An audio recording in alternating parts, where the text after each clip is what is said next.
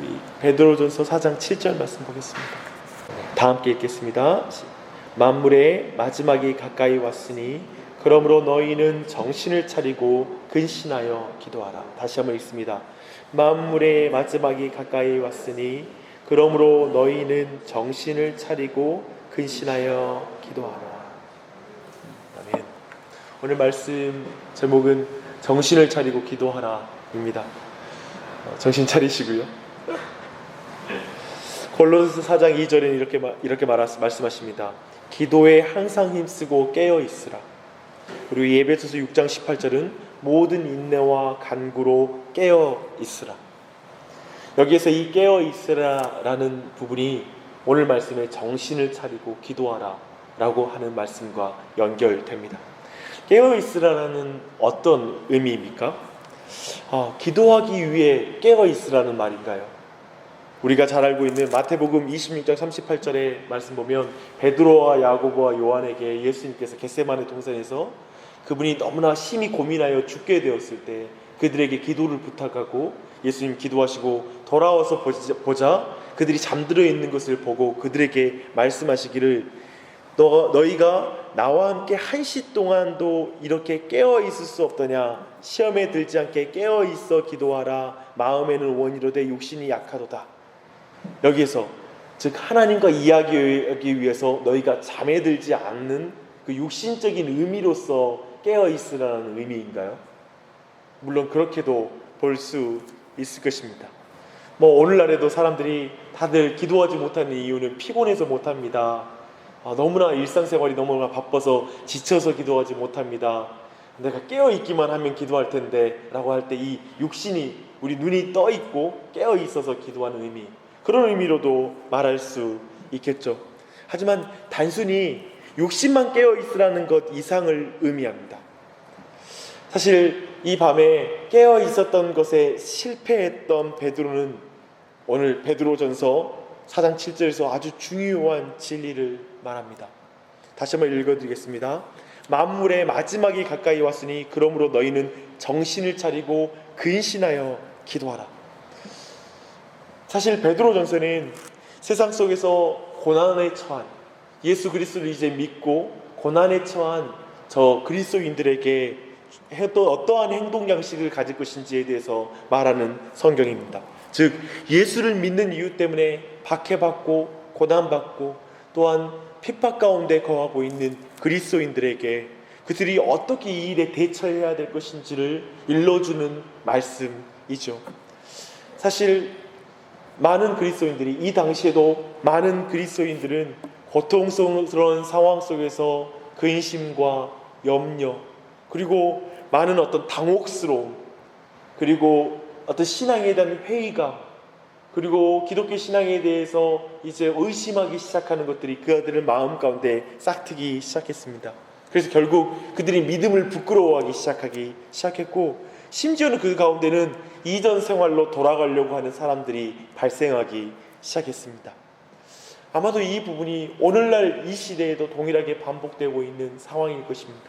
많은 사람들이 세상 속에서 영적으로 완전히 둔감해지고 이제 세상으로 돌아가는 상황, 그들이 지적으로도 이제 이 세상에서 어차피 하나님의 말씀에 순종할 수 없어 하는 마음 가운데 이미 지성적으로도 이 세상을 내 주인으로 받아들이는, 사실 하나님의 주인인데 그저 신앙 고백으로만 고백할 뿐 실제 삶에서는 하나님을 내 주인으로 섬기는 일을 이제 지적으로도 이제 포기해버리는 상태, 감정적으로도 그리고 의지적으로 더 이상 하나님 앞에 그분을 주인으로 섬기는 삶을 더 이상 할 수 없는 삶에 있는 사람들이 있는 것이죠. 안목의 정욕, 이생의 자랑, 그리고 육신의 정욕 가운데 사로잡힌 사람들이 나타나기 시작하는 것입니다. 내가 주인 된 삶으로 이제 그 사람의 마음 가운데 더 이상 하나님의 나라가 가치 있게 자신에게 주어지지 않는 신앙으로 들어가 버리는 것이죠. 즉 불신자를 방불한 삶을 살아가는 것입니다. 아마도 이 시대는 교회마저도 세상의 가치에 점염되어서 더 이상 하나님의 말씀에 있는 가치들이 와닿지 아니하고 또한 그들이 모여서 하는 기도에 그들이 모여서 나누는 말과 소그룹에서 나누는 대화들이 철저히 세상적인 것과 세상에서 말할 때 중요한 가치들을 동일하게 기도와 그리고 모든 모임에서 그 이야기가 주요 주제이지, 예수 그리스도, 하나님의 나라, 마지막에 종말, 그분의 영광, 이런 주제들이 더 이상 그들에게는 정말 열정을 가지고 마음을 담고 나누는 주제가 더 이상 아닌 시대 속에 우리가 살아가는 것이죠. 지금 거기에서 오늘 말씀이 이어지는 것입니다. 거기서 정신을 차리고 기도하라. 이렇게 모든 교회, 이 시대가 어두워져서 이렇게 사람들이 정신을 차리지 못하고 그들이 마땅히 관심을 두어야 될 것에 관심을 두지 않는 이 시대에 정신을 차리고 기도하라, 깨어 기도하라는 말은 바로 여기에 있는 것이죠. 이제 이 시대는 영적으로 잠든 시대이다. 영적으로 눈을 감아서 더 이상 볼 걸 보지 못하는 시대이다. 그러니 깨어 기도하라. 정신 차리고 기도해라. 아침 기도에 와서 우리 모두가 느끼는 건 멍해요. 우리의 모든 영적 감각 또한 잠든 것처럼 느껴지는 상황 가운데 아침 기도에 나와요. 그러나 오늘 여러분에게 다시 한번 이 말씀을 들려드릴 때, 여러분 이 말씀 앞에 여러분 깨어 있으십시오. 만물의 마지막이 가까이 왔으니 그러므로 너희는 정신을 차리고 근신하여 기도하라. 여러분 일상삶에서요, 순간순간 문제가 닥칠 때 정신을 차리고 기도하십시오. 왜냐하면 정신을 차리지 않으면 그 문제가 여러분을 사로잡기 때문입니다. 그러면 염려로 기도하기 때문입니다. 정신을 차리고 기도하십시오. 나그네로서 기도하십시오. 이제 만물의 마지막이 가까이 왔잖아요. 이제 주님 금방 오실 거예요. 곧 오세요. 그러니 믿음의 길을 걸어가시게, 그것을 위해서 필요한 것을 주님 앞에 간구하며 기도하는 것입니다. 이 세상에 잠들지 마십시오. 이 세상의 가치에 취하지 마십시오. 원수를 원수로 갚는 방식에 취하지 마십시오. 깨어 있으십시오. 마땅히 구할 것을 구하십시오. 그렇기 때문에 성령님의 도우심을 의지하며 이 아침에도 기도하십시오. 깨어있지 못하면 마땅히 구할 것을 구하지 못하게 됩니다. 참으로 진지하고 열정적으로 기도할 수 없게 됩니다. 멍하게 세상의 가치를 그저 주절거리며 기도하는 기도는 참으로 열정적이지 않은 기도가 될 것입니다. 그러나 주님의 가치에 사로잡히십시오.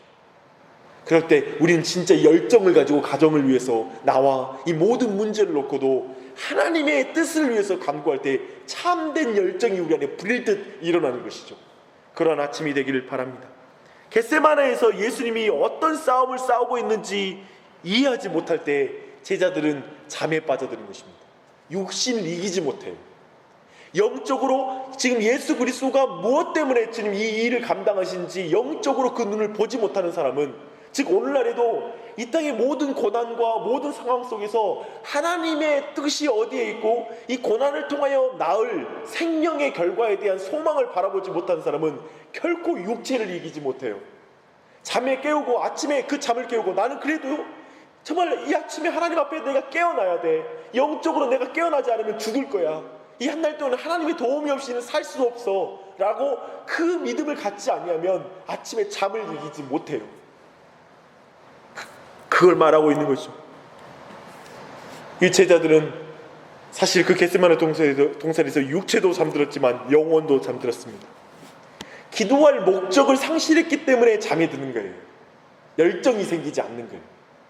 사실은 아침 기도에 와서도 우리 모두가 느끼는 거 뭐냐면, 사실 그날 아침에 기도하러 왔는데 진짜 내가 기도할 기도 제목이 없는 거예요.